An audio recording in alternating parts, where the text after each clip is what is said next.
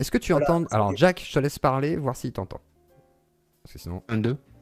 Est-ce que tu entends Tu le m'entends 1-2? Oui. Moi, j'entends. Lunettes, moustache, est-ce que tu entends, Béret? J'entends Béret. Ok, maintenant, Jack, C'est bien. à toi. Merci. Merci. Donc, c'est quoi un prophète? Pourquoi Mahomet est un prophète? Alors moi, c'est ma définition d'un prophète. Hein. Alors un prophète, on pourrait dire un prophète, c'est celui qui prophétise, qui parle de l'avenir. Mais est-ce que tu as vu Mahomet parler de l'avenir? Mahomet, il transmet des informations qu'il reçoit et il vit une vie d'homme où il réforme l'Arabie du 7e siècle.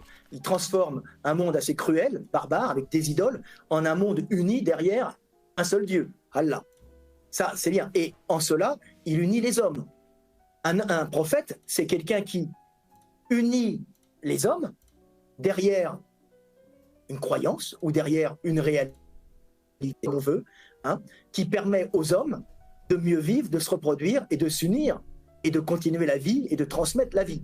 En cela, c'est un prophète, puisqu'il a apporté un message d'unification et de calme. Alors, on va pas, les mecs, on va avoir des petits fachos ou des mecs qui vont dire ouais, regarde, mais l'islam maintenant, je parle pas de l'islam maintenant utilisé, instrumentalisé. Je parle de l'islam de Mohammed du 7e siècle, qui est un apport énorme à un lieu, à l'Arabie du Salam, qui était relativement cruel, avec plein d'idoles et avec des groupes qui s'agressaient entre eux, avec des lois qui étaient assez cruelles. Par exemple, pour limiter les naissances, on tuait les petites filles, on les mettait dans la terre, hein, on les enterrait. Il est arrivé, et c'est un réformateur, que ça vienne de Dieu ou de lui, moi je dis que tout vient de Dieu, qui a réformé l'Arabie du 7e siècle, qui était un monde d'une cruauté énorme, c'est normal, c'est un monde à calories limitées, et qui a permis à des hommes de vivre unis avec du pardon. Oui, c'est un homme qui a apporté un message de pardon, parce que quand on rentre à la Mecque, des gens qui vous ont fait chier pendant 10 ans ou plus, normalement, à l'époque, la tradition, c'était de couper la gorge et décapiter les mecs et de prendre les femmes et les enfants comme esclaves. Et lui, il a dit non, j'ai gagné. Après, c'était très technique, la façon dont il a fait. On va vivre ensemble sous le même toit, ou sous le même ciel, ou sous le même Dieu. Vous payerez les mêmes impôts, mais simplement, on vivra tous ensemble. Ce qui était un message, pour l'époque, énorme. Alors, que ça vienne de lui ou de Dieu, c'est pas grave, mais c'est un prophète c'était quelqu'un qui a su unir les hommes et faciliter leur vie. Il faut connaître tout le cheminement que Mohammed a fait. C'est un cheminement qui est... alors, ce qui est Très bien, donc Mahomet est un prophète. Mahomet, avec la définition... Tu vas m'engueuler, tu vas me dire, la définition, c'est ta définition. Oui, il ne prophétise pas. Est-ce que tu as vu Mahomet prophétiser? On va poser une base épistémique. Si, je répète, si, il y a deux personnes qui viennent vers toi. L'un te dit la forme de la Terre est plate et l'autre te dit que la forme de la Terre est sphérique. Est-ce que les deux peuvent avoir raison en même temps? Alors, tu veux que je réponde comme un Indien d'Amérique? Regarde, elle est plate, parce que quand tu vois le dôme stellaire ou le dôme de ciel bleu, il touche la Terre à l'horizon. Non, écoute, on sait très bien que la Terre... Répète. Ouais. Est-ce que les deux peuvent... C'est pas ma question. Je ne pose pas la question quelle est la forme de la Terre. Je ne pose pas la question. Non, je ne pose pas la question quelle est la forme de la Terre. Je la connais. La question que je pose, c'est s'il y a deux personnes qui viennent vers toi, l'un affirme que la Terre, la forme de la Terre sur laquelle il vit est plate. Ouais. Le deuxième t'affirme que la planète sur laquelle il vit, elle est sphérique. Est-ce que les deux peuvent avoir raison en même temps? Non, on sait très bien actuellement, d'après l'état de la science, qu'elle est ronde. Donc, j'ai pas dit qui a raison. Ma question, c'est est-ce qu'ils peuvent avoir raison tous les deux en même temps? Et je te réponds que je comprends pas ce que tu veux me dire. J'ai peut-être un bug au cerveau, mais je te dis que la Terre est ronde et que cette question n'a pas besoin d'être traitée puisque les recherches scientifiques... Il y a deux affirmations contradictoires. Mutuellement exclusives. Est-ce qu'elles peuvent être vraies, toutes les deux, en même temps? Ça dépend de la définition que tu donnes à la Terre. Si tu donnes la terre où j'ai mes deux pieds. Frédéric, laisse Apostat, s'il te plaît. Je comprends pas ce que tu veux me dire. Je dis, on sait que la terre est ronde. Donne la définition que tu veux. Est-ce qu'il y a une définition de la terre où les deux peuvent avoir raison en même temps? Je comprends pas. Objectivement, j'ai un bug. Je comprends pas ce que tu veux dire. Je veux dire, la Terre, la planète, Earth, ouais. Elle est ronde, on le sait. Voilà. Maintenant. C'était pas ma question. Maintenant, le sol sur lequel je suis est plat. Maintenant, tu me poses une question, je ne vois pas. Alors, je ne comprends pas l'intérêt de la question et je ne comprends pas où tu veux. Elle est primordiale. Elle est primordiale. Pour moi, non. Moi, je te dis, la Terre est ronde. Si la Terre est sphérique, on le sait par les études scientifiques. 2, on le sait depuis très longtemps. Je le sais, moi, je le sais. Je ne pose pas la question quelle est la forme de la Terre. Je connais la forme de la Terre. Les Grecs savaient déjà en calculant. On s'en fout des Grecs. On s'en fout. Ma question était une question de contrôle. Parce que je suis pas là pour que tu me contrôles. Non, mais on est là pour parler de Dieu. Par rapport au raisonnement. C'est pas ce contrôle-là. Ma question était une question de contrôle dans le sens où, quand on essaye de comprendre le monde, la réalité, on doit avoir encore une fois une méthodologie. Et la méthodologie, elle est primordiale. Pour ne pas conclure à des choses qui n'ont aucun sens. C'est tout. Donc, si dans ta méthodologie, tu ne peux même pas affirmer que deux affirmations contradictoires sur le même sujet sont mutuellement exclusives, ne peuvent pas être vraies tous les deux. Je continue à parler, on va parler en même temps. J'ai l'habitude de parler en même temps que les gens, ça ne me dérange pas. Je vais juste parler plus fort. Donc, si dans ta méthodologie, il n'y a même pas cette dimension de dire que deux affirmations contradictoires ne peuvent pas être vraies en même temps, parce que t'arrêtais pas de te dire je bug. Oui, tu bugs. Exactement, tu bugs. Parce que si on recherche réellement à comprendre notre monde, il faut déjà commencer par accepter que deux affirmations sur le même sujet, si elles sont contradictoires, elles ne peuvent pas être vraies en même temps. Elles peuvent être fausses en même temps, si les deux affirmations ne représentent pas la totalité. Mais s'il y a le tiers s'exclut, parce qu'on revient au principe rationnel, c'est-à-dire les deux affirmations, par exemple la Terre est plate, la Terre n'est pas plate. Les deux propositions représentent la totalité. Donc elles ne peuvent pas être vraies en même temps. L'une des propositions est forcément vraie. C'est du raisonnement basique. Vraiment, c'est du raisonnement basique. Si ta méthodologie ne contient pas ce genre de raisonnement, ou ne contient pas ce genre de mécanisme, tu ne peux pas... C'est pour ça que quand tu affirmes, prophète Mahomet, Mahomet est un prophète, ça ne veut rien dire pour toi. Ça ne veut rien dire pour toi. Je veux que tu me répondes. Est-ce qu'on peut être debout et couché en même temps? C'est-à-dire, est-ce qu'on peut être debout et couché en même temps? Non. Ben voilà, moi je te réponds, la Terre est ronde et elle n'est pas plate. Voilà, qu'est-ce que je te dise d'autre? Maintenant, tu viens me parler de logique. Je dis, bon, écoute, la Terre est ronde, elle n'est pas plate. Ah, ton raisonnement logique. Je veux dire, tu veux arriver à quoi? Alors, je veux parler de Mahomet, justement. Je dis que la Terre était ronde et qu'elle n'est pas plate. Je dis, mais attends, mais attends, on sait que la Terre est ronde. Maintenant, tu viens me poser la question, si je te dis, est-ce que les deux peuvent être en même temps? Mais je m'en fous, si tu veux. Moi, ce qui m'intéresse, c'est de comprendre les choses. Tu vois? Et pas de savoir si la Terre ne peut pas être ronde et plate à la fois. Je sais très bien qu'on ne peut pas être debout et couché en même temps. Tu comprends? Ou rêver. Non, mais c'est ce que je veux dire. Tu vois? Je répète, avant d'essayer de comprendre. C'est pas possible. Bien sûr. Avant d'essayer de savoir si le prophète, si Mahomet est un prophète, avant d'essayer de savoir si Mahomet est un prophète, il faut comprendre que soit Mahomet est un prophète, soit Mahomet n'est pas un prophète.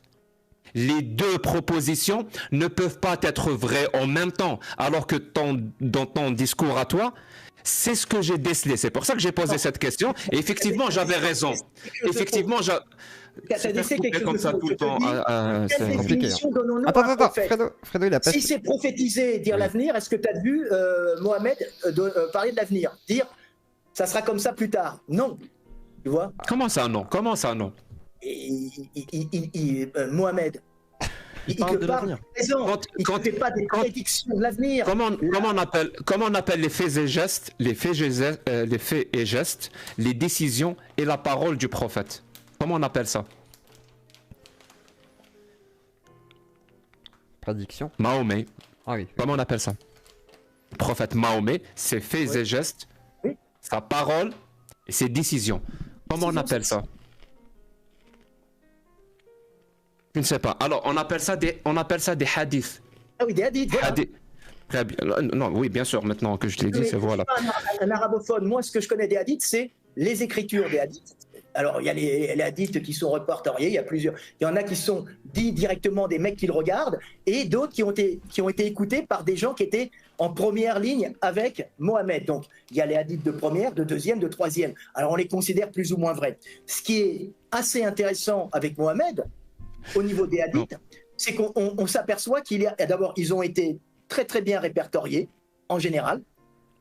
Ils ont souvent très, très bien répertoriés, ce qui permet d'avoir une vision très claire, assez claire, de qui était le prophète, ou qui était Mohamed, ou le prophète Mohamed. Donc c'est une des rares religions où tu as des écrits qui relatent relativement bien ce qu'était le prophète. Quand on parle de Jésus, on a le filtre du temps Témoignage. qui enlève bien sûr le filtre du temps de la netteté et de la netteté aux choses, puisque plus on s'éloigne de quelque chose dans le temps et Surtout que l'espace, Jésus, plus on a témoigné du parcours de Jésus, c'est ça que tu veux dire. Non. J'imagine. Les hadiths permettent d'avoir une vision relativement juste de ce qu'était le prophète, de ce Très bien. Donc, pour savoir si le prophète a fait des prophéties, donc des prédictions, on va aller voir les hadiths. Pour la qualité Oui. à échange du soir et Donc toi, tu affirmes que dans les hadiths, il n'y a pas de hadith où le prophète fait des prédictions. Alors, Une prophétie. non mais il en fait, mais si tu veux, il va pas. Tu c'est pas as affirmé qu'il n'en avait pas fait il n'y a même pas Non, 5 minutes. Le Coran, il est surtout fait pour unir. Il est surtout au niveau législatif. Et Est-ce que tu l'as lu? oui, j'ai lu le Coran. Mais alors, le problème, c'est que je l'ai lu en français. Et le problème Bien de sûr, lire en français, c'est qu'il est difficilement mémorisable parce tu l'entends pas en vers. Et quand tu l'écoutes en arabe, et moi j'ai un peu. Est-ce qu'il t'a plu? Est-ce qu'il t'a plu? Oui, le Coran est quelque chose de très de magnifique, si tu veux. Magnifique. On appelle de la vie échec de la vie. Je vais donner un exemple. Je vais donner un exemple de cette magnification. Je vais donner un exemple. Non, à partir de maintenant, Voilà. je vais commencer à parler. Vas-y, Jacques, lâche-toi. Parce que sinon, c'est pas possible. Et le Jacques, chemin Je vais de donner un vie- exemple de cette magnificence. Je vais citer le verset 24 Et de la Dieu- sourate. Je vais donner des exemples de ce livre magnifique, d'après vous. Donc la sourate 24 du verset, la sourate les femmes, Nisa, donc du verset 24, je vais la dire en arabe, comme ça elle aura du sens, et je vais la dire en français. وَالْمُحْصَنَاتِ مِنَ النِّسَاءِ إِلَّا مَا مَلَكَتْ أَيْمَانُكُمْ. C'est beau, hein? C'est beau. Mais ça veut dire... Ça se retient. C'est magnifique, je veux dire c'est magnifique, voilà, ça se retient, c'est beau, c'est magnifique. Ça veut dire, Dieu s'adresse aux musulmans et leur dit, vous sont interdites les femmes mariées. Vous sont interdites les femmes mariées, c'est beau. Sauf si elles sont vos esclaves. Là, vous pouvez pénétrer, voilà, pour faire simple, vous pouvez pénétrer les femmes mariées, si elles sont vos esclaves. C'est beau. Et là, je vais vous donner le hadith du prophète qui explique ce verset. Je vais le dire en arabe. سبنا سبايا من سبايا أوطاس ولهن أزواج فخجلنا أن نقع عليهن ولهن أزواج فذهبنا للنبي صلى الله عليه وسلم فنزلت هذه الآية والمحصنات من النساء إلا ما ملكت أيمانكم واستحللنا بها فروجهن. C'est beau, c'est magnifique. Et là, le hadith en français dit quoi? On a fait des captives de guerre à Autas. Donc ces musulmans ont fait des captifs de guerre, des femmes. Et ces femmes-là avaient des maris, et leurs maris étaient encore vivants. Et ça veut dire on a eu honte ou on n'a pas voulu avoir des relations sexuelles avec elles, parce qu'elles avaient des maris. Et là, on est allé voir le prophète, et là, on va voir ce prophète-là, qu'est-ce qu'il dit, parce que sa parole, elle est prophétique. Ouais. Donc, le prophète, il a dit, vous sont interdites les femmes mariées. Donc, c'est sur le verset. Vous sont interdites les femmes mariées, sauf si elles sont vos esclaves. Donc, eux, c'est des captifs de guerre, donc c'est devenu leurs esclaves. Et le hadith finit, et leur vagin nous a été rendu licite. Alors, c'est un livre qui unit, c'est ça. C'est un livre qui prône la tolérance. Tu es dans un islam tu es dans une Arabie du 7e siècle, avec des groupes tribaux qui s'agressent et qui vivent sur l'esclavage, comme toute la région d'ailleurs, hein, et comme tout le Moyen-Orient du coin, et comme il y avait encore à l'époque des Romains, tout ça. Alors, les esclaves, c'est pas forcément des gens qu'on fait souffrir. C'est de la machine humaine qu'on utilise pour faire... c'est horrible le monde, mais c'est comme ça qu'on utilisait pour les plantations, pour le commerce. Et donc ce verset est dépassé et obsolète. Ce verset est obsolète. C'était dépassé, obsolète. Mais donc la parole de Dieu, les musulmans, les musulmans vous écoutent. Dites-leur que la parole d'Allah est obsolète. Dites-leur, ils vous écoutent. Non, je dis que c'est adapté à à une Arabie du 7e siècle. C'est pas adapté en 2023. C'est obsolète. En 2023. C'est caduque. La parole d'Allah, les musulmans vous écoutent. La parole d'Allah est obsolète. Là-dedans, je vais réexpliquer un truc qui est extrêmement intéressant techniquement, parce qu'il faut le replacer dans un système économique, hein, qui était un système économique atroce, avec de l'esclavage. Un esclave, il n'était pas fouetté. C'était une zone semi-aride, qui vivait sur le commerce, soit on passait par la mer Rouge en longeant l'Arabie, soit on traversait par le désert, on avait les oasis pour commercer avec l'Asie et le Moyen-Orient. D'où la richesse de l'Arabie de l'époque, qui étaient des passages commerciaux. Et il y avait mais tu vivais difficilement des cultures. Là où il y a des oasis, il y avait des palmeraies faisant de l'ombre, on pouvait faire de la culture en dessous, mais pas assez pour rendre riche le terrain, tu vois. Des groupes de de bédouins qui s'affrontent entre eux, qui tiennent le territoire, et c'est un territoire commercial qui vaut cher, un peu comme le Bosphore qui va jusqu'en Europe. On fait payer des taxes aux gens qui viennent, on vit là-dessus. Très bien. Est-ce que ce verset est valable aujourd'hui ou pas? Je m'en fous. Est valable aujourd'hui, bien sûr. Mais dites donc. Oui, je le dis. Mais je te le dis, je suis un homme honnête. Mais très bien. Mohamed a aussi dit quelque chose qui était formidable. C'est une façon de contourner les marchands qui avaient un pouvoir énorme. Tu sais bien que les marchands, c'était la base du pouvoir de l'Arabie du 7e siècle. C'est eux qui dominaient tout et c'est eux qui ont voulu trancher la gorge du prophète. Il faut y aller subtilement. Et quand il a imposé sa religion musulmane, il ne peut pas dire on arrête l'esclavage. C'est très dur, parce qu'il va faire tomber un système économique. Pourquoi? Parce que c'est très dur. Il va faire tomber un système économique qui est basé sur le. Il voulait le faire tomber par étapes. C'est ça que vous voulez dire? Oui, est-ce que vous avez des preuves de ça? Alors oui, parce que dans le Coran, il a dit on ne peut pas mettre en esclavage un musulman. C'est dans le Coran. T'es d'accord? On ne peut pas mettre en esclavage un musulman, mais on peut mettre en esclavage un non-musulman. Oui, mais maintenant, comment? Ici un esclave n'était pas. On a fait un esclave qui n'était pas musulman, mais il s'est converti à l'islam. On lui fait quoi? Et à ce moment-là, on le libère, parce que tu ne peux pas mettre preuve. C'est une façon. Preuve. Comment on devient musulman? Vas-y, dis-moi, comment on devient musulman? On dit la shahada. Voilà. Il suffit qu'un esclave dise la shahada et il n'est plus esclave. Est-ce que tu es sûr de ça? Ah oui. Très bien. Ah oui. Très bien. Moi, j'ai un hadith. Je vais vous le dire. Non. Pour le moment, je prends la parole de manière inopinée. Ça pose un problème économique. C'est-à-dire que tous les esclaves... On s'en fout du problème économique. Vous avez fait une affirmation qui est fausse, erronée. Je le dis, hein, votre affirmation est fausse. Quand un esclave devient musulman, on ne le libère pas. On n'est pas obligé de le libérer. Absolument pas. C'est faux ce que vous dites. Sinon, ça saurait. Hein. À chaque fois qu'un musulman fait un esclave, il n'a qu'à dire la shahada et il est libre. Et pourtant, c'est pas du tout ce qui se passe. Et même le prophète Mahomet, je vous donne un autre hadith. Le prophète Mahomet dit, quand un esclave fuit son maître, quand un esclave fuit son maître, ça veut dire il fuit pour sa liberté. Il veut être libre. Cet esclave-là est considéré comme un mécréant.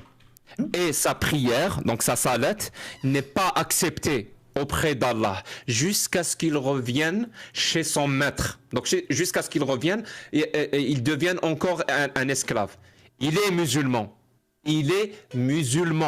Ça veut dire il croit en Allah, il fait sa prière, il fait sa salat. S'il fuit pour sa liberté, il deviendra mécréant. Ça veut dire il ira en enfer et sa salat ne sera pas acceptée jusqu'à ce qu'il revienne chez son maître. Vous voyez, moi je vous donne des preuves de ce que j'avance. Mais vous, depuis tout à l'heure, vous avancez quoi comme preuve, mis à part des belles paroles?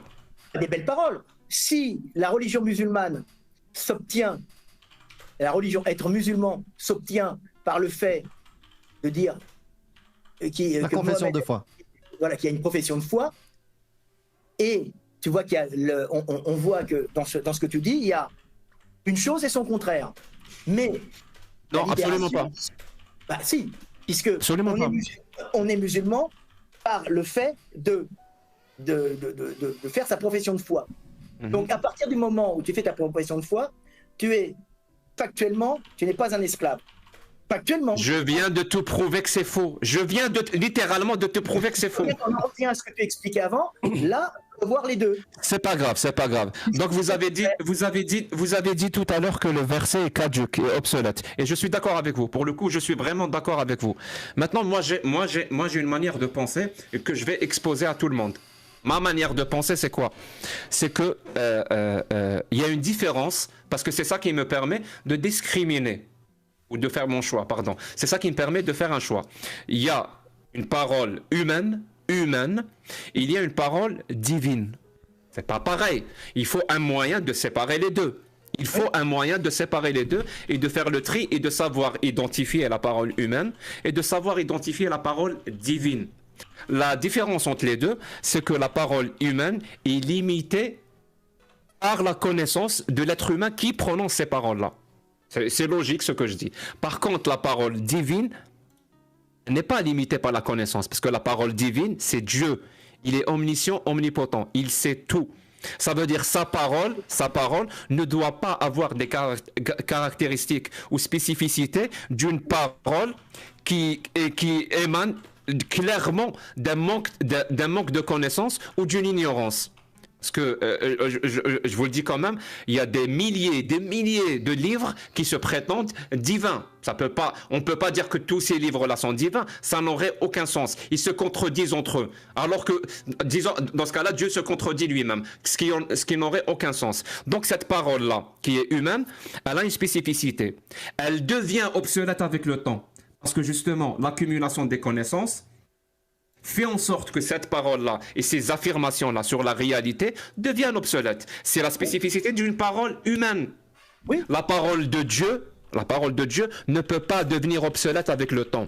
Et vous-même, vous avez affirmé que ce verset-là est devenu obsolète. Et ce verset-là, c'est la parole d'Allah. Donc si la parole d'Allah devient obsolète avec le temps, comme vous l'avez affirmé, et que cette caractéristique est celle de l'être humain, donc celle de la parole de l'être humain, donc Allah, le Allah qui parle dans le Coran, ne peut absolument pas être divin. Il ne peut être qu'un être humain.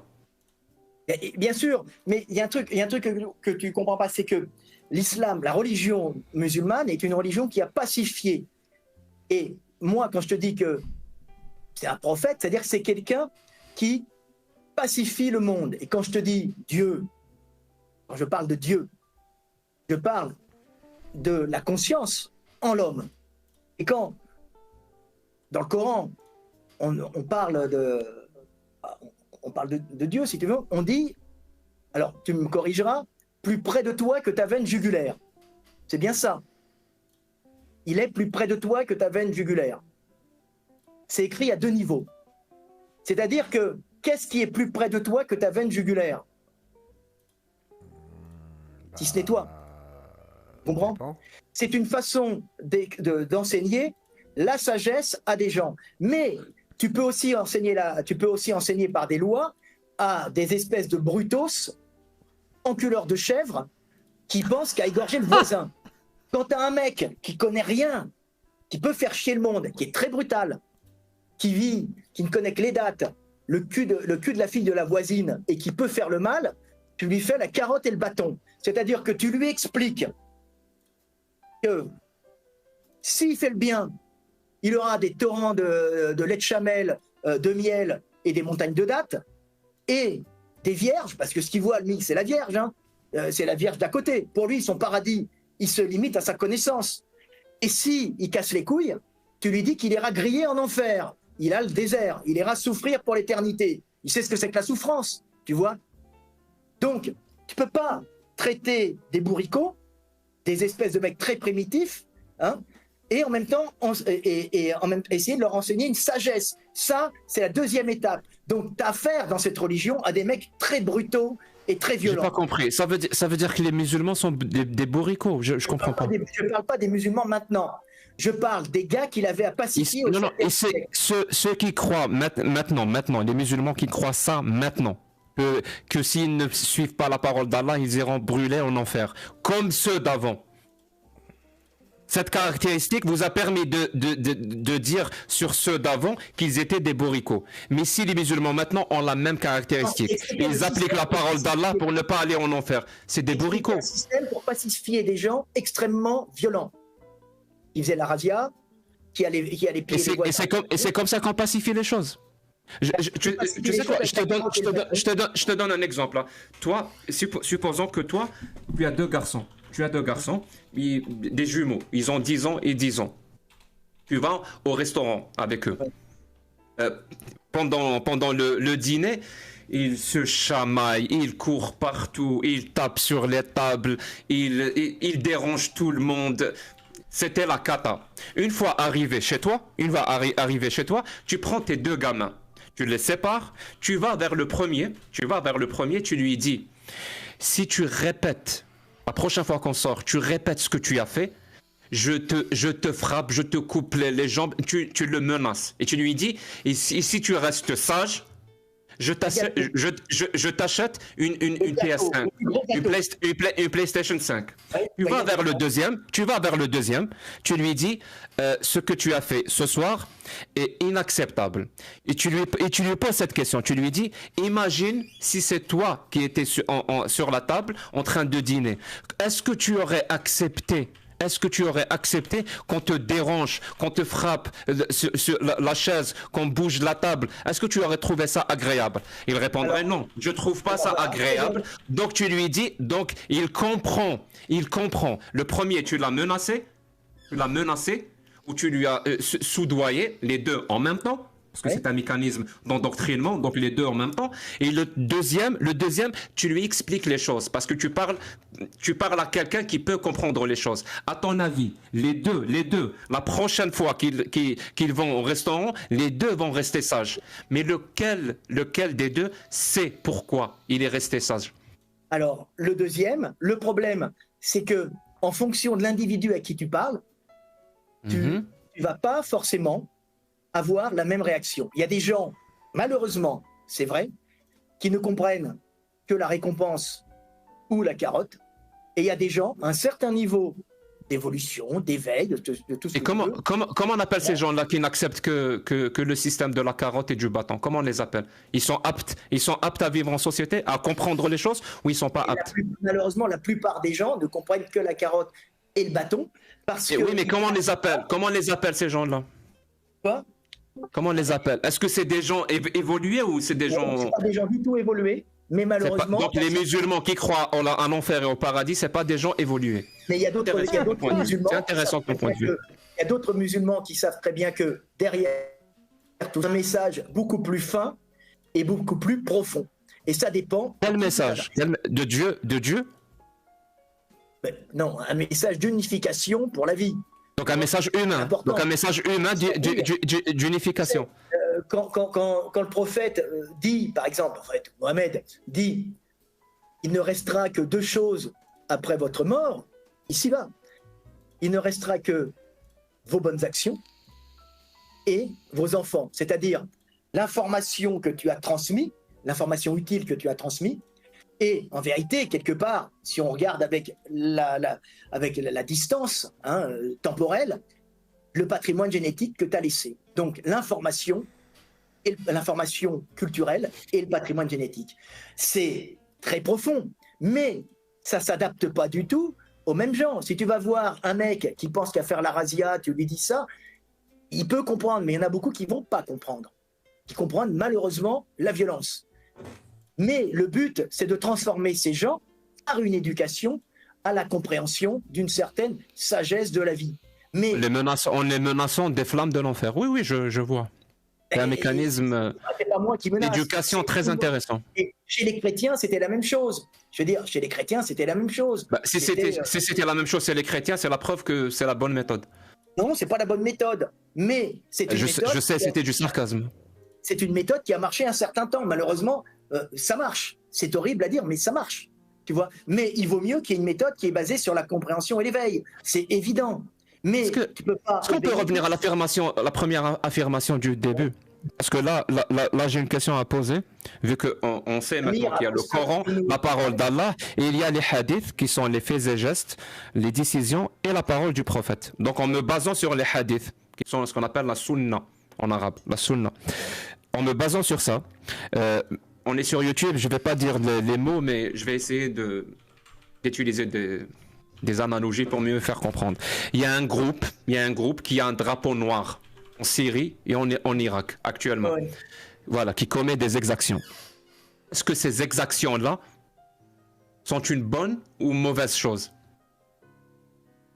Une exaction, moi je pense que c'est de la merde. La tête à des gens, les massacrer, c'est de la merde, évidemment. Très bien, très bien. Maintenant, je vous lance un défi. Je vous lance un défi qui prouvera une fois pour toutes si votre affirmation est vraie ou pas. Vraiment, je vous lance un défi. Par rapport à ces actions ou ces exactions qui sont de la merde que ce groupe-là a commis, ces actions-là, s'il vous plaît, en me basant sur la biographie du prophète, donnez-moi une seule action ou exaction qui sont de la merde que ce groupe-là a commis, que le prophète et les compagnons n'ont pas commis. Une seule. Une seule. Mais à l'époque, dans ces affrontements terribles entre... Il n'y en a pas. Donc il n'y en a pas. Quoi? Donc il n'y en a pas. Mais non, mais si. Il y en a. Mais bien sûr, c'était des affrontements. Dis-moi, donne-moi un truc, eux ils ont commis et le prophète et les compagnons ne l'ont pas commis. Alors, un seul les affrontements qu'il y avait entre le prophète Mohammed et... N'explique pas les choses. Donne-moi un exemple que ces personnes-là ont fait de la merde et le prophète et les compagnons n'ont pas fait cette merde. Un seul exemple. Je ne pose pas la question, explique-moi la merde. Je m'en fous. C'est de la merde. Je vais dire, le problème, c'est qu'on est au 7e siècle. T'as des mecs donc le prophète et les compagnons ont fait de la merde aussi. Les compagnons, ils ont passé par les armes des mecs qui les passaient aussi par les armes. Donc ils ont fait de la merde aussi. C'est des guerres extrêmement violentes. Ils ont fait de la merde aussi. Laisse-moi parler. Ils ont fait des guerres extrêmement violentes. C'est extrêmement violent ce qu'ils ont fait. Mais il faut savoir que l'arrivée, c'était comme but la pacification. Tu vois, c'était l'unification. Ça a marché un certain temps. Maintenant, c'est plus ça. Mais ça a marché un certain temps pour unir les tribus qui n'arrêtaient pas de s'affronter. Le but, c'était...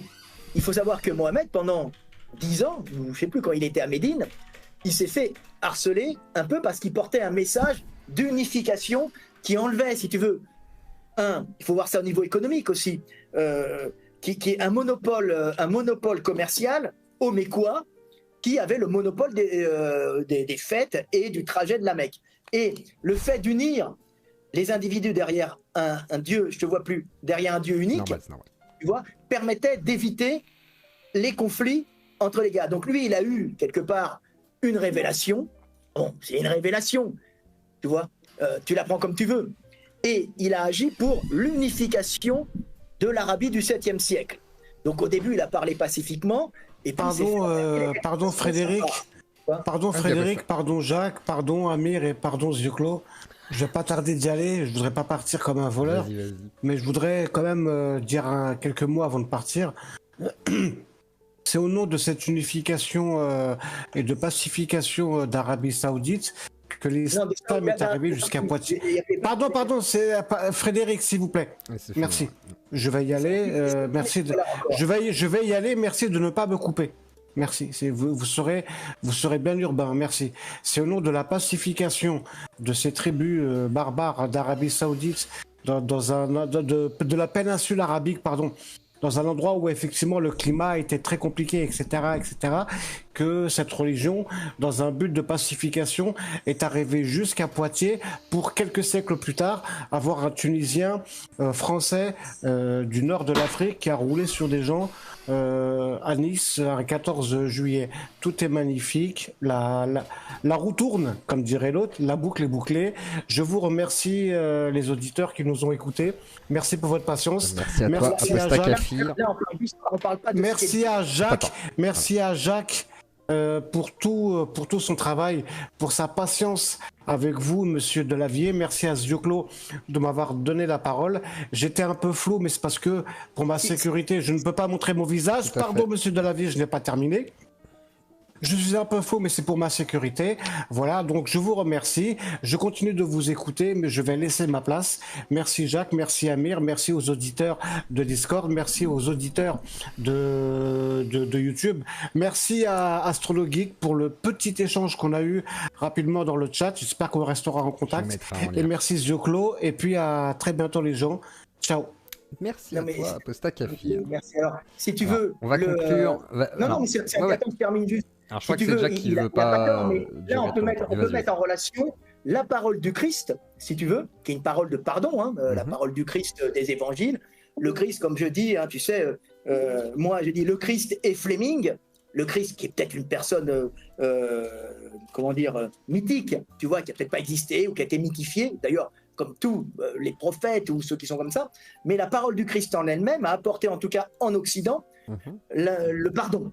L'Occident était adapté à ça, dans un monde qui était très dur, mais elle a été dévoyée, par exemple, avec l'Inquisition et les tortures des sorcières. C'était du délire. Ou elle a été dévoyée, si tu veux, pour unir des groupes, tu vois, pour faire des prédations énergétiques à droite et à gauche. La religion est toujours dévoyée elle unit les peuples, mais en les unissant, elle leur permet aussi d'être extrêmement efficace pour faire de la prédation sur les peuples qui sont à côté. C'est le problème de la religion. Je veux dire, elle peut être très bonne comme très mauvaise, mais elle existe, si tu veux. Et quand elle s'impose, c'est qu'elle a plus de positif que de négatif. Autrement, comme toute chose, que ça soit culturel ou biologique, c'est évacué. Mais si elle s'est adaptée... Non, mais il faut comprendre ça. Attends, il faut pas qu'on débarque. L'islam n'a rien à voir avec l'islam du 7e siècle. On a bien compris. Amir voulait parler. Fredo, s'il te plaît. Fredo, j'ai pas envie de crier. Amir. Frédéric. Ouais. Quand tu as commencé à parler de l'islam, j'ai entendu un truc. Je vais te faire un dernier compliment et ça sera le dernier. C'est que quand moi je lis par exemple ton livre sur l'anatomie et je regarde les photos des muscles et des mecs comme ça, je trouve ça beau, magnifique. Mais quand je lis le Coran, je suis un mec de 2023. Toi aussi, t'es un mec de 2023. Donc moi, ça m'a choqué de t'entendre toi dire aujourd'hui que ce texte-là, le Coran, quand tu le lis aujourd'hui, tu le trouves magnifique. Parce que moi, quand je lis par exemple le verset où l'homme a autorité sur sa femme, il peut la frapper, je trouve pas ça magnifique, je trouve ça horrible. Quand je vois par exemple que... Attends, je finis. Quand je vois ce Coran-là ne pas abolir, par exemple, l'esclavage, je le trouve pas magnifique. Quand je trouve que dans ce texte-là, que l'homme a le droit de se marier avec des fillettes qui n'ont pas eu leurs règles, je trouve pas ça magnifique. Alors, dans ce même texte. Donc pour moi, juste ces 3 versets-là, je vais dire non, il est pas magnifique parce qu'il y a ces 3 éléments-là. Sans parler de la peine de l'apostat, l'homosexualité, tous les trucs. Tu peux pas dire que c'est magnifique, Frédéric. Bien sûr, non mais le Coran lui-même, si tu veux, et le Coran a pacifié la péninsule arabique du 7e siècle. Ça a été un apport très important dans l'unification de tribus qui était très violente. On ne peut pas changer du jour au lendemain des gens extrêmement violents avec des rites adaptés à des climats très durs en des gentils agneaux qui vont s'aimer les uns les autres très rapidement. C'est pas possible, il y a des structures, si tu veux. On n'est pas, il faut voir ça au 7e siècle, c'est un monde très dur. Quand on donne des gamines à des hommes, en général des hommes de pouvoir, pour les marier, ce sont des alliances. On est d'accord que dans le 7e siècle, on est d'accord, Frédéric, on est d'accord que dans le 7e siècle, attends, on est d'accord que dans le 7e siècle, on peut trouver des justifications parce que c'est un peuple qui n'avait pas de... Mais aujourd'hui, parce que non, tu sais, mais attends, tu es responsable d'un truc. Parce qu'aujourd'hui, il y a des gens qui t'entendent. Parce qu'aujourd'hui, il y a des gens pour lesquels cette parole-là, elle est divine et sacrée et elle est belle par endoctrinement, par plein de choses. Si on entend Frédéric Delavier confirmer que ce texte-là est magnifique, alors que dedans, on trouve... alors que dedans, il est magnifique pour 2023 et pour toutes les générations à venir, pour un croyant. Et quand on regarde en 2023 qu'il y a de la pédophilie, ménomilie, dedans, il y a l'esclavage, il y a le fait d'une misogynie horrible. Ce texte-là, il ne parle qu'aux hommes. Il permet aux hommes de frapper leurs femmes avec le tampon divin. Il faut pas dire que c'est magnifique. C'est de ta responsabilité en tant que quelqu'un de 2023 qui est détaché de cet endoctrinement-là, de ne pas dire que c'est magnifique si tu le penses pas. Non, mais attends, c'est des textes qu'il faut regarder avec du recul et le replacer dans son contexte. Si tu appliques à la lettre un texte qui est pour le 7e siècle dans un monde de millions très de personnes, violent, évidemment. En 2023, t'en penses quoi alors? En 2023, ce texte-là, tu en penses quoi? Mais en 2023, tu vas pas appliquer tout ce qui est dit là-dedans. C'est un peu ridicule, si tu veux. Tu comprends? Mais au-delà de ridicule, pourquoi tu l'appliquerais pas? Parce qu'il y a des choses ridicules qui peuvent être acceptables. Moi, je porte un masque ridicule et c'est acceptable, je pense, par partie des gens. Par sécurité. Voilà, mais c'est ridicule aussi. Mais au-delà de ridicule, est-ce que tu peux employer d'autres adjectifs? Parce que ridicule, c'est pas suffisant. Si quelqu'un en 2023 veut appliquer ce qu'il y a dans le Coran, c'est obsolète. Ça n'a plus lieu et ça n'a plus aucune efficacité pour unir le groupe et lui permettre de se reproduire. Parce que toutes les lois, même les plus abjectes que tu peux trouver dans un groupe, même les plus horribles, si elles perdurent, et c'est affreux, c'est le monde qui est comme ça, mais il faut essayer de faire changer le monde. Plusieurs générations, c'est qu'elles sont obligatoirement positives pour le groupe, en facilitant sa cohésion et même et sa reproduction. Alors du coup, Fredo, j'ai une question qui vient dans ce que tu dis. Attends, Fredo, justement, j'ai une vraie question. Fredo, on va trouver ça affreux. Je suis d'accord, Fredo, s'il te plaît. C'est moi qui. Mais Fredo, je peux te poser une question. Ouais. Est-ce que tu penses, comme moi, du coup, que ce n'est pas un texte qui doit être considéré comme sacré parce qu'il n'est pas applicable en tout temps et en tout lieu? C'est un texte qui ne peut pas être appliqué en tout temps et en tout lieu. Du coup, il n'est pas sacré. Du coup, il n'est pas porté par la voix d'un prophète. Tu vois ce que je veux dire? Ce qui est sacré, c'est la vie. Non, vraie question. Non, mais Fredo, c'est pas ma question. C'est est-ce que le Coran, du coup, est un texte sacré qui ne doit pas être appliqué? Sacré, ça veut dire qu'il doit être appliqué en tout temps et en tout lieu, à n'importe quelle époque, par n'importe quelle personne qui est croyante en ce texte et qui aura prêté sa foi. Bon, Frédéric ne porte pas un masque, on va le laisser tranquille parce que voilà. On va pas lui faire dire des choses. Non, mais vraie question. Tu vois bien qu'il n'est pas applicable. Donc t'es d'accord avec mon affirmation que ça peut pas être un texte sacré, du coup? Jacques Le Fou ou Amir Post. Je vais aller dans votre sens. Mais vrai, voiler les femmes. C'est-à-dire, tu vois bien que. Non mais attends, mais là-dessus on est d'accord justement. Non mais Fredo, justement. Non mais en fait, des femmes. Non mais la vraie question. Non mais la vraie question, Fredo, la vraie question c'est pas ça. C'est justement la question que te demandait tout à l'heure. Ils t'ont fait avoir tout un cheminement sur est-ce que tu valides du coup la parole du prophète qui est appliquée du coup par le biais voilà, du dogme religieux, ok. Il y a des choses que tu considères du coup aujourd'hui comme obsolètes, qui ne sont plus à faire aujourd'hui dans notre société. Donc ce qui veut dire que le prophète, Mahomet, machin truc, salade et tout, est-ce que du coup on peut considérer factuellement que ce texte n'est pas du coup à appliquer en tout temps et en tout lieu, c'est-à-dire à notre époque, et si jamais c'est le cas, ça sous-entend, formellement, hein, ça sous-entend objectivement et de manière rationnelle que le prophète Mahomet n'est pas un prophète puisque le texte n'est pas sacré. Tout simplement. C'est ce que je viens de t'expliquer. On est d'accord. La définition du prophète varie. Moi, je te dis, le prophète, c'est celui qui œuvre pour sa communauté et qui permet à la communauté d'être plus solide. Non mais tout à l'heure, par exemple, quand Jack il t'a posé la question, non mais regarde, tout à l'heure, Jack il t'a posé une question très pertinente, c'était de te demander est-ce que le prophète a déjà prédit des choses ou en tous les cas a pu prévenir, pas l'avenir, mais tu vois, de donner des choses qui vont être applicables plus tard ou appliquées plus tard. T'as répondu oui. Oui, mais il a changé. Donc de facto, à un moment l'alcool est autorisé. Un autre moment en fonction de ce qu'il dit. Justement, sauf que du coup, non mais normalement la parole du prophète, elle est pas, t'as pas le droit de dire, elle est plus valable 3 mois plus tard, tu vois, elle est censée être valable justement tout le temps. Moi j'ai pas le droit, je te parle de l'islam. Je te parle de, non mais le texte, non, je te parle pas de toi. Non mais je te parle pas de toi, Fredo. C'est pas toi. Non mais Fredo, c'est ça que t'as pas compris. C'est pas toi qui interprète. Je te dis, c'est le texte qui dit ça. Le texte veut qu'il soit. Non mais attends, laisse-moi finir ma phrase. Le texte veut qu'il soit applicable, du coup, en tout temps et en tout lieu. Ce qui sous-entend que si jamais ne serait-ce qu'un seul des préceptes n'est pas bon, bah du coup en fait c'est plus une prophétie quoi. Parce qu'une prophétie est censée quand même s'appliquer du coup partout. Enfin, il y a pas de demi-mesure. Ça, c'est des trucs religieux. Non, mais justement, attends, mais justement, c'est important ce que tu viens de dire. C'est important, tu dis que c'est un truc religieux, mais du coup, c'est des religieux qui croient. Pourquoi elle est utile et pourquoi elle a été utile. Je dis pas que. Elle ne l'est plus. Non, mais on est d'accord là-dessus. En tout cas, elle ne l'est plus dans ses lois adaptées à un milieu très rude avec des hommes qui étaient très rudes, qui ne sont plus les hommes d'aujourd'hui. Donc, elle n'est plus adaptée.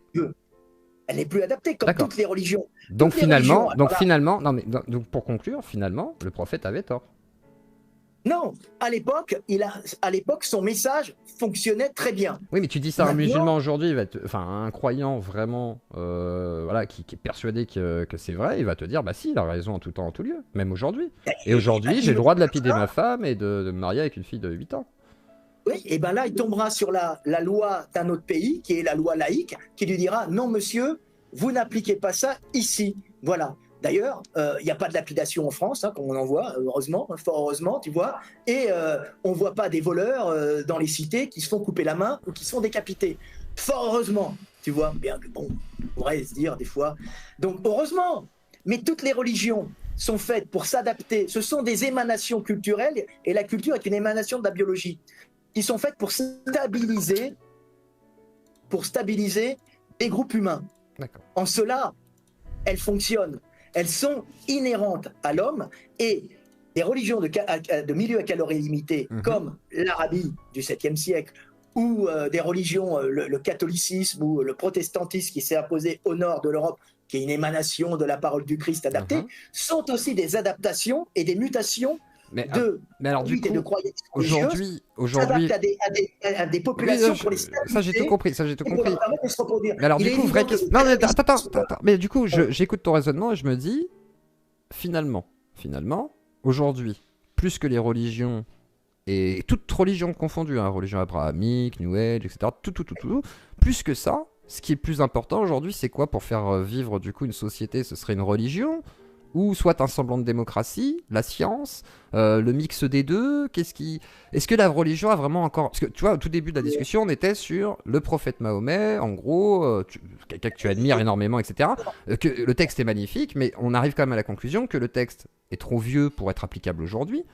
Que le prophète, du coup, a donné des directives, que le prophète a donné des directives, qui ne sont plus applicables aujourd'hui, ce qui sous-entend du coup que cette religion, bah, elle est obsolète aujourd'hui. Donc si elle est obsolète aujourd'hui, ça sous-entend qu'en fait qu'elle est caduque. Et si elle est caduque, bah, le prophète n'est plus si important que ça. On peut dire aussi que la religion catholique est obsolète, ou que la religion protestante est obsolète. Et la religion juive, bien sûr, oui. La religion juive est obsolète. Bien sûr. Et alors je vais te dire, derrière la chose qu'il y a derrière les religions, c'est leur capacité d'unification. Bien sûr. Et là, on a des mecs comme Confucius ou Lao Tse.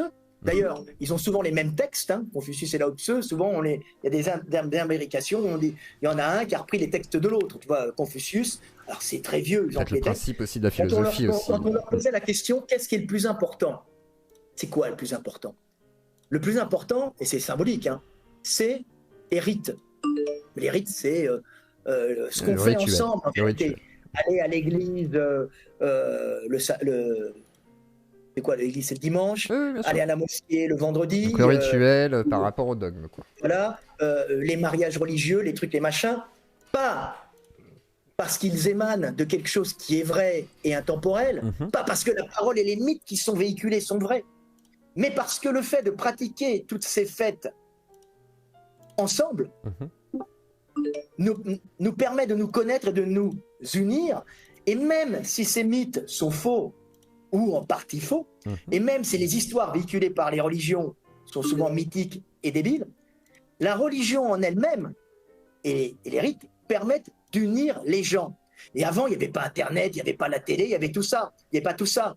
Quand tu voulais être au courant de quelque chose, tu allais à la mosquée le vendredi ou à l'église le dimanche, et là se créaient les alliances, ou à la synagogue. Et là se créaient les alliances. Mais oui, mais regarde Fredo, sur le tout à fait honnête. Non, mais regarde Fredo, je t'arrête. Non, mais j'ai compris. Mais du coup, Fredo, on est d'accord que ça se fait avec n'importe quoi. Tu fais du sport, c'est pareil.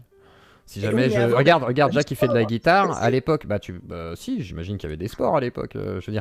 Les sports ils sont la religion. Non mais regarde, on va être d'accord sur un point. C'est que non mais regarde, Fredo, on va être d'accord sur un point. Les religions sont là, tu vois, on peut pas les détruire, tu vois, elles sont là, les livres sont là, ok, il y a des gens qui y croient. Par contre, de facto, c'est pas un élément essentiel pour faire de la sociabilité entre les humains. Et il n'y a pas de preuve qui amènerait que les textes religieux auraient permis de consolider les peuples plus qu'autre chose. En vrai. Alors, en vrai de vrai. En vrai, si. Mais c'est pas parce que ce qu'ils racontent ne sont pas forcément réels. C'est une. Oui, mais si jamais ce qu'ils racontent, c'est que ce sont des mythes, si ce n'est pas réel, du coup, pourquoi se reposer forcément dessus? C'est comme si je te disais, il faudrait se baser sur. Attends, une seconde. Attends, je termine juste. Il faudrait se baser sur la mythologie grecque pour pouvoir faire société. C'est complètement con. Par contre, c'est intéressant de lire la mythologie grecque pour comprendre un contexte d'une époque. À la limite, tu vois, ça je peux l'entendre. Oui, mais par contre, pour comprendre la morale à travers les religions, pourquoi il y a quand même. On véhicule quand même une certaine morale et un certain vivre ensemble. Alors bien sûr, Jacques Le Fou va me dire, on décapite, on fait ci. Je dis, mais oui, mais c'était à l'époque, c'était très violent. Mais tu as quand même, à travers les religions, maintenant on n'a plus besoin, on a des lois. Il y a quand même des pays où ça continue. Quand il n'y avait pas d'État, il y avait des lois religieuses qui permettaient de faire vivre tout le monde sous les mêmes lois. Et il y en avait un qui marchait sur le côté, ça marchait pas. On marchait tous ensemble, ce qui fait qu'en marchant tous ensemble, le groupe est plus uni. Et le groupe est plus uni pour aller prendre de l'énergie, pour pas s'affronter en interne et pour se défendre contre des mecs qui veulent te piquer de l'énergie. Mais il n'y a pas besoin de la religion pour ça. Faire des conquêtes et aller niquer les autres. Non mais en fait, la religion sert de prétexte pour justement galvaniser des hommes à aller se faire tuer au champ de bataille en disant va te battre pour Dieu, tu vois, genre c'est une excuse en plus, mais surtout en fait c'est une connerie, c'est une excuse quoi, enfin c'est une manipulation. C'est là où justement c'est intéressant. Attends, je termine juste, c'est là où c'est intéressant, c'est que regarde, t'es capable de conclure avec moi en tous les cas, me semble-t-il, même avec Jack et Amir, que effectivement le texte est obsolète, d'accord? Là t'essayes de du coup de dire que peut-être ça aurait permis de consolider les hommes. Après, on peut peut-être considérer aussi à l'inverse que ça a été une erreur dans l'histoire de l'humanité d'imposer des religions avec leur façon de voir les choses, qu'on se rend bien compte au fur et à mesure du temps et de l'évolution de l'homme et de justement de sa société en dehors de la religion, que c'est bien mieux sans la religion qu'avec. Et quand tu disais tout à l'heure que l'islam, à l'époque, il y avait des décapitations l'année dernière et que maintenant c'est terminé parce qu'on a évolué et tout, bah, j'aurais tendance à te répondre que non. Et si jamais demain je te prends un état religieux juif, un état religieux catholique, et je fais exprès de mettre juif en avant, comme ça certains ne me diront pas oui, t'oses pas dire choix. Mais si, on va être très clair. Tu prends un état ultra-orthodoxe juif ou un état ultra-cat ou tradi, je suis pas sûr que ça se passerait bien mieux. En réalité, il y aurait des exactions que personne n'accepterait aujourd'hui. Et effectivement, du coup, ce qui sous-entend dans mon propos, ce qui sous-entend mon raisonnement, c'est que bah, finalement, les religions, aujourd'hui, devraient peut-être être mises de côté. Et j'ai l'impression que tu es d'accord sur ce raisonnement logique. Oui, mais tu vois bien qu'au cours, oui, bien sûr, voilà. Mais ça ne veut pas dire qu'on ne peut pas avoir une compréhension spirituelle du monde et comprendre l'esprit et essayer d'avoir une compréhension de qui nous sommes réellement, tu vois. Mais moi, je pense qu'il n'y a pas besoin de la spiritualité obligatoirement pour comprendre qui tu es réellement, actuellement sur Terre, à un temps T, tu vois. Par contre, à l'inverse, si tu as envie de te questionner plus profondément, de manière un peu plus subjective, effectivement, pourquoi pas. Alors attends, je voulais juste rendre la parole à je termine juste avant Jacques Le Fou. Tu sais, moi, j'ai des gars qui me disent, monsieur, j'en ai marre, je vais voir mon père, il est musulman, il me fait chier, je suis obligé de faire ça, moi, je bouffe du cochon, tout ça. Je lui ai dit, écoute, mon vieux, bouffe du cochon, fais ce que tu veux, c'est pas bien, mais quand tu vas voir ton papa, tu l'emmerdes pas, et tu fais les rites avec lui, parce qu'il est trop vieux pour changer, et ça te permet d'unir les gens. Et c'est comme Confucius disait, tu vois, l'important, c'est les rites. Tu vois, c'est-à-dire le jour de Noël, hein, tout le monde fait la fête, c'est la fête des marchands, on vend des merdes venues de Chine, mais en vérité, c'est censé être une fête, c'est la naissance du Christ. On sait très bien qu'il n'est pas né à cette période, ce sont les vieilles fêtes des solstices d'été, d'hiver, c'est-à-dire le rallongement de la saison des agriculteurs, qui ont été prises pour mettre la naissance du Christ, mais ça permet d'avoir des fêtes qui permettent à tata et tonton de rencontrer leurs neveux et à papa et maman d'être avec leurs frères. Bien sûr qu'on sait que tout ça c'est obsolète, mais ça permet d'être unis, tout simplement. Maintenant, qu'il y ait des gens qui y croient dur comme fer que Jésus a marché sur l'eau, tu vas pas leur dire, on va appeler Thomas Durand, on va dire Thomas Durand, tu vas nous débunker Jésus qui marche sur l'eau. Mais c'est évident qu'il marchait pas sur l'eau. La physique le prouve, si tu veux, tu vois. Mais les religions sont partout sur la terre. Elles unissent les communautés humaines. Sans religion, tu as des problèmes d'interaction entre les groupes humains, pour la femme du voisin, pour le terrain du voisin, et tu as des guerres internes. Alors on va rendre là. Oui, j'ai compris. On va faire toute l'explication de l'histoire des religions. Fais 10 fois. Non, Jack, prends la parole. Merci. Attends. Merci. Alors, en fait, j'allais dire que j'allais partir, mais juste avant, j'ai relevé juste 2 phrases. J'ai relevé plusieurs phrases, mais au moins 2. Il est trop vieux pour changer. Et les religions nous améliorent la vie en société, tout simplement. Alors, comme elles peuvent générer les guerres. On n'est jamais trop vieux pour changer. On n'est jamais trop vieux pour changer d'avis ou pour changer de direction quand on se rend compte qu'on a eu tort. On n'est jamais trop vieux. Parce que là, on tombe dans un sophisme, ou dans un biais, ça dépend comment il est employé, utilisé, qui s'appelle les coûts irrécupérables. Parce qu'on pense que, voilà, tu te retrouves à, 40 ans, à 50 ans, tu te dis, bon là, j'ai quand même passé 50 années à penser ça, ça vaut pas le coup que je change d'avis maintenant. Ben si, ça vaut le coup. Ça vaut réellement le coup. Parce que si tu prends en compte les années précédentes pour savoir si ça vaut le coup de changer ou pas, tu fais ce qu'on appelle un biais des coûts irrécupérables. Parce que ces années-là, tu ne dois pas les prendre en compte dans ta décision ou dans ta nouvelle direction. Parce que ces années-là, tu ne peux rien y faire. C'est déjà passé. Ne les prends pas en compte. C'est les années qui te restent qui sont importantes. Pour faire comprendre ce que je dis, je vais utiliser une analogie. C'est comme si tu investis, disons, tu as un projet, il va coûter 10 millions de dollars. Tu as déjà investi 9 millions de dollars, donc il te reste juste 1 million de dollars à investir pour que ton projet sorte. Mais au moment où il reste 10%, donc les 90% c'est déjà fait, ton concurrent a déjà sorti son produit et il est 1000 fois mieux que le tien, il coûte moins cher, il est mieux. Voilà, tout simplement, il est mieux.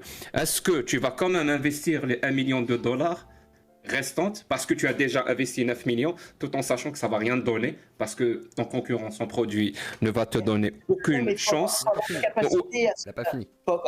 On peut changer. Il n'a pas fini son propos. Il n'a pas fini son propos. Justement. Il a raison, mais plus tu non. Attends, c'était une question rhétorique. C'était une question rhétorique. C'était vraiment une question rhétorique du coup. Il a pas terminé son propos. Absolument pas, oui. C'était une question. L'argument avait une forme interrogative, c'est tout. C'était pas une question. Donc je disais, est-ce que ça vaut le coup que tu payes les $1 million restants parce que tu as déjà payé les 9 millions ou alors non, tu t'arrêtes. Eh ben, il faut mieux s'arrêter parce que les 9 millions, tu ne les as plus. Donc ça sert à rien de les faire entrer en compte. Ça sert absolument à rien. Donc la vraie question est-ce que je donne $1 million tout en sachant que ce produit-là va me faire perdre $1 million ou alors je le garde. C'est comme si tu avais lancé un nouveau produit qui va coûter $1 million et au moment où tu vas commencer à investir tes $1 million, ton concurrent a déjà un produit qui va être beaucoup mieux que le tien. Tu vas pas le faire. Ben, c'est exactement ça le biais des coûts le biais des coûts irrécupérables. Sinon, par rapport à la question, est-ce que les religions apportent quelque chose de bien ou pas? Moi, je défie quiconque. Et ce défi-là, c'est parce que, voilà, pour les gens, le peu de gens qui me connaissent, savent très bien que je suis un athée convaincu et militant. Je ne suis pas un athée complaisant ou dans l'apathéisme. Non. Je suis un athée militant. Ça veut dire que je fais la promotion de l'athéisme et j'essaye de le propager au maximum. Je suis militant, je le répète. Et donc, dans cette optique-là, il y a une personne que je respecte beaucoup qui s'appelle Christopher Hitchens. Peut-être que les gens qui sont branchés dans le côté anglophone, comme je le suis, connaissent Christopher Hitchens. Et donc, moi, le défi, c'est le même défi qu'il a lancé lui. Donnez-moi un seul truc bien, un seul, je répète, un seul truc bien que l'être humain peut faire, qu'il ne peut le faire que si il avait une religion. Un seul truc, n'importe quel être humain. Donnez-moi une seule chose bien que l'être humain, pour faire cette chose bien, il a besoin de la religion. Il ne peut pas la faire s'il n'a pas de religion. Je le dis, ce défi-là n'a jamais été relevé. Il ne sera jamais relevé. Jamais, je le répète. Il y a une chose bien que la religion apporte. C'est affreux, mais c'est vrai. Mais attention à la question. Il y a une seule chose bien que la religion, on va dire, que vraiment la religion apporte. Alors attention, moi je suis spirituel, j'ai dépassé ça, mais on va dire globalement, c'est le fait de mourir en paix. Si tu crois... ça dépend non, c'est à dire. Je dis pas que c'est vrai, mais si tu crois, effectivement... Non, c'est faux. C'est pas que c'est pas vrai. On sait que c'est faux. On sait que c'est faux. Il y a des études qui sont sur cette question-là, justement. Est-ce que le fait de penser ou de croire qu'on va aller quelque part après sa mort, est-ce que ça apporte du réconfort? On sait que c'est faux. Il y a des études, il y a des méta-analyses qui ont prouvé que ce n'est absolument pas le cas. Ça rajoute de la peur plus qu'autre chose. Voilà. Ça aide à avoir moins peur. Ça aide à être moins angoissé. C'est ce que tu veux croire. C'est ce que tu veux croire. C'est ce que tu veux croire. La connaissance scientifique te contredit. Moi, je vais faire confiance. Ne me contredis pas. Ça te permet. Je viens de dire qu'il y a des méta-analyses qui prouvent le contraire. Je viens de dire qu'il y a des méta-analyses qui prouvent le contraire. Qu'on n'est pas apaisé quand on croit à l'au-delà. Au contraire, ça rajoute de la peur. Il y a des méta-analyses qui existent. Donc, moi, j'ai d'un côté la connaissance scientifique, des méta-analyses avec un protocole rigoureux qui sont arrivés à un résultat. Et j'ai de l'autre côté de l'avis qui m'affirme quelque chose. Non, c'est toutes les... Qui veulent croire les belles histoires sont libres, hein. Mais c'est pas mon cas. C'est pas des belles histoires. C'est que la religion est aussi faite pour apaiser l'homme par rapport à la mort. Non, ça c'est... Oui, mais alors non, mais en fait, Fredo, là où je pense que tu te trompes, c'est que entre la volonté de la religion de vouloir apaiser la mort et la réalité de ce qu'est d'être... Moi, par exemple, j'ai accompagné plein de gens à l'hôpital et tout. Je suis désolé, j'ai vu des gens décédés, ils avaient peur entre le paradis et l'enfer, d'avoir un constat d'une vie, etc. Bah oui, ça entame du stress. Si jamais tu dis je vais juste scanner et qu'il n'y a rien derrière, ou que même j'ai envie qu'il y ait quelque chose, mais genre j'ai pas de religion et tout, peut-être que tu vas pas commencer à stresser de la même manière. Et effectivement, c'est tout à fait légitime de s'imaginer que ça peut générer plus d'angoisse, parce que Il y a des attentes après la vie et que justement les religions te promettent une vie après la vie. C'est peut-être la différence aussi avec la plupart des réflexions, et je termine là-dessus, c'est peut-être la différence avec pas mal de réflexions, c'est que beaucoup de religions te préparent à mourir pour rejoindre quelque chose d'après qui sera meilleur. Mais justement, mais c'est horrible de croire ça. Je le répète, hein, c'est horrible de croire ça, parce que quelque part, ça ne va pas te donner la possibilité de vivre à 100%. Je répète, hein, ça va t'enlever la possibilité de vivre à 100% les relations que tu as avec ta famille, avec les membres de ta famille que tu aimes. Parce que si tu penses que quelque part après la mort on va se retrouver, tu ne vas pas leur dire ce que tu voulais leur dire. Mais si tu sais, comme moi je le sais, après la mort il y aura rien, il y a aucune raison de penser le contraire. Jusqu'à présent, il y a vraiment aucune raison de penser le contraire. Donc avec ma famille ou avec mes membres de ma famille les plus proches, je leur dis ce que je pense. J'essaye d'avoir la relation la plus saine possible. T'es méchant avec les membres de ta famille. Donc... T'es des vieux, écoute. Jacques, laisse-les tranquilles. Quand ils te le demandent, tu peux leur dire, après la mort, t'es mort. Mais pas s'ils te demandent. Ça n'a absolument rien à voir avec ce que je viens de dire. Ça n'a absolument rien, aucun rapport avec ce que je viens de dire. Je ne vais pas aller voir mon grand-père et lui dire tu vas mourir, il n'y a rien après la mort. Je te dis la relation que j'ai avec mon grand-père. Si je veux lui dire que je l'aime et que je le prends dans mes bras, je le fais. Parce que je sais que je n'aurai pas la possibilité de le faire après. Alors que la personne qui pense, elle, qu'elle a la possibilité d'avoir ça après, peut-être qu'elle ne le fera pas. Donc ça empoisonne les relations. Au pire, il ira prier. Mais Jacques, est-ce que je peux dire mon dernier mot? Alors, on va conclure. Voilà, on va conclure. Attends, Fredo. Quand tu dis qu'il y a rien, parce que ça fait quand même... ça fait 6 heures. Il y a rien. Ça fait 6h30, ouais. Après la mort, non. Après la mort, il y a la vie.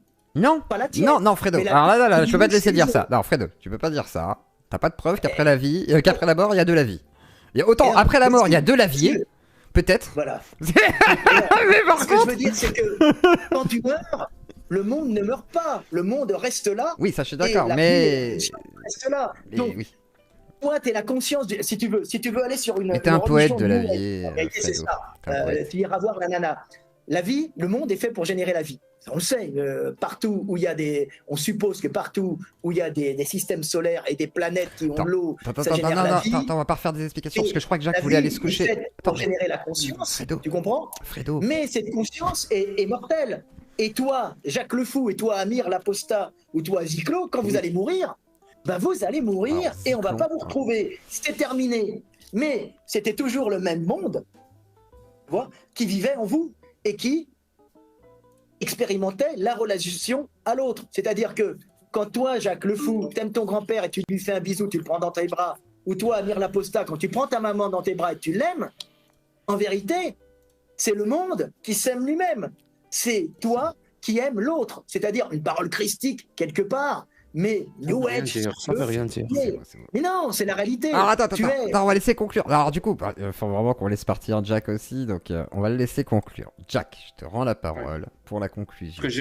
Et ensuite, on se donnera rendez-vous. J'ai un film. Voilà. J'ai un film à aller voir et j'ai pas envie d'être en retard. Il est 19h chez moi, il n'a pas... Je sais pas à quelle heure il est chez vous. Il est 2h du mat bientôt. Oui. À 2h du mat, ouais. ma soirée n'a pas encore commencé. La religion, maintenant. Donc moi, ma femme est déjà couchée. Alors vas-y, je te laisse... Tu peux me permettre de regarder des films interdits. Attends. Alors Jack... Tu es ouvert. Je peux. Vas-y, Jack. Oui, tu as le droit. T'inquiète pas, tu n'iras pas en enfer. Alors vas-y, Jack. Ouais, il n'existe pas, je sais. Donc, je voulais... C'est pas grave, vas-y, Jack. Merci. Donc, je voulais quand même te remercier, Zio Claude, de m'avoir invité et de m'avoir donné la possibilité de discuter avec Monsieur Sam. C'était vraiment très agréable et je dirais que c'était l'un de mes objectifs dans ma vie. Voilà, discuter. Le prochain, c'est de te faire rencontrer Astro Geek. Je pense te l'avoir. Je pense que. Tu sais quoi, je vais te donner comme ça des noms et dis-moi si tu peux. Si tu veux, on peut s'en rendre. Est-ce que tu connais Sam Harris? Sam Harris? Non, je connais pas du tout par contre. Si tu peux avoir Sam Harris dans ton live. Quand je me renseigne, des fois ça marche, alors qui sait. Après, on peut te ramener du pain. Non, je vais pas la faire. Non, ne va pas la faire. Je te vois. Donc voilà, je te remercie vraiment pour ça et c'était très agréable. De toute façon, moi, à chaque fois que si on me donne la possibilité de débattre, je prends. Vraiment, j'adore ça.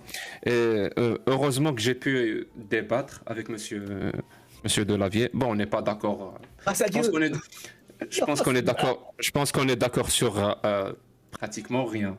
Les choses les plus évidentes, mais le reste. Mais il faut quand même, et pour moi, en tout cas, c'était agréable de discuter. Et je suis désolé si mes paroles étaient, je sais pas, un peu crues, peut-être même un peu blessantes. Mais je le fais par respect. Je ne le fais pas par autre chose que le respect. Parce que moi, je définis le respect. Tu parles à quelqu'un, tu ne le traites pas comme un enfant, alors que c'est un adulte. Donc, tu lui dis réellement ce que tu penses et comme tu le penses. Un bruit... Oui, c'est Discord qui fait des petits bruits. C'est horrible. Ouais. Donc j'ai vraiment, c'est par respect que je dis aux gens ce que je pense et réellement ce que je pense et comme je le pense. Donc je te remercie vraiment, Zéoclo, pour l'invitation et je termine avec une petite promotion, si tu me le permets. Vas-y, alors la petite promotion de Jack le Fou. Merci. Donc, vous pouvez retrouver En fait, je fais des lives sur TikTok pendant toute la semaine, vraiment pendant toute la semaine. Le vendredi et le samedi à 20h heure française, c'est sur TikTok que ça se passe et c'est en français. Et le reste de la semaine, c'est les autres langues. Voilà, ça peut être de l'arabe, ça peut être du kabyle, ça peut être de l'anglais, ça peut être de l'algérien. Ça dépend des jours. Mais le vendredi et le samedi, c'est vraiment un live de 5 heures, disons, 5 heures, qui commence à 20h. Et ça se passe sur TikTok et je réupload les meilleurs passages et je réupload le live au complet aussi sur la chaîne YouTube Jack le Fou.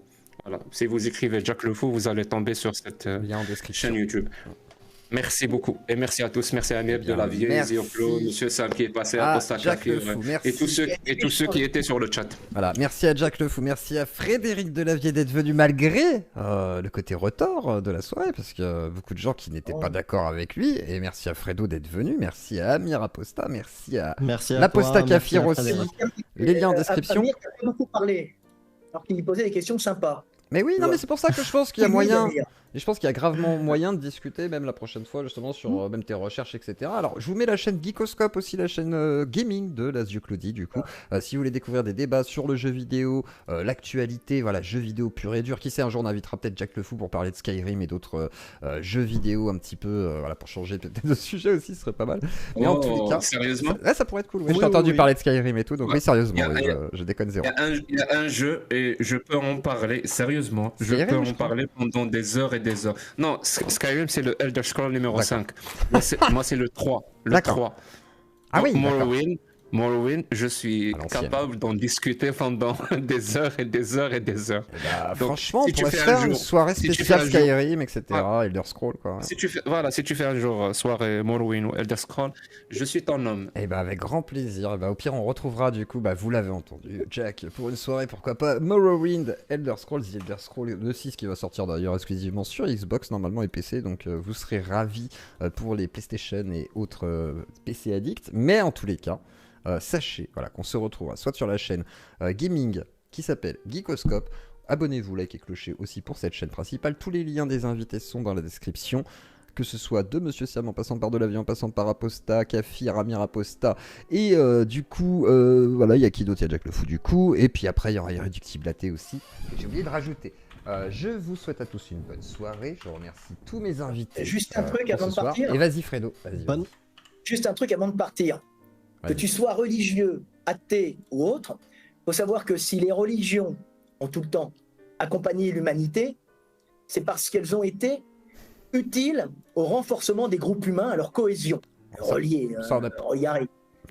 Et elles font partie, c'est-à-dire elles sont une émanation de la culture qui est elle-même une émanation de la biologie. Et les cultures sont adaptées à la biologie et les religions sont adaptées aux hommes dans leur milieu.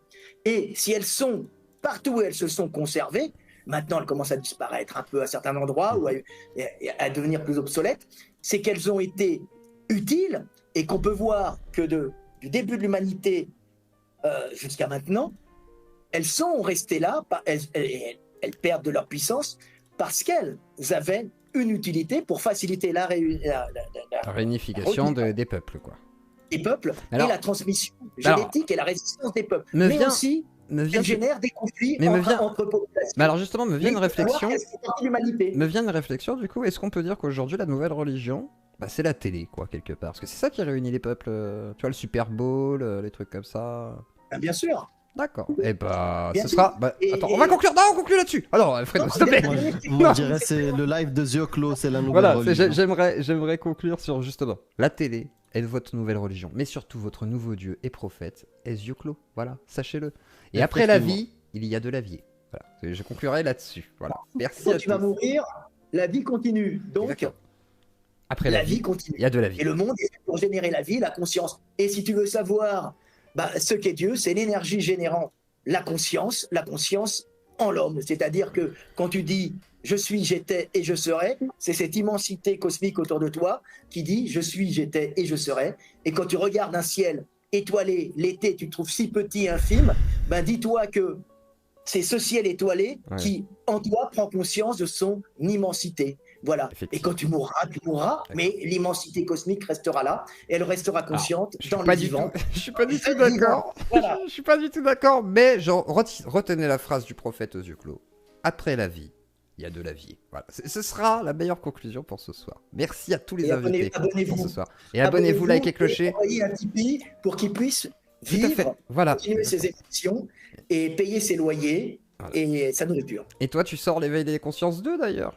Vas-y, petit coup de. Sort l'éveil des consciences 2. Et alors, du coup, c'est disponible où pour ceux qui sont curieux et qui voudraient te lire? Alors, l'éveil des consciences 2, c'est disponible pour le moment sur Amazon en prévente.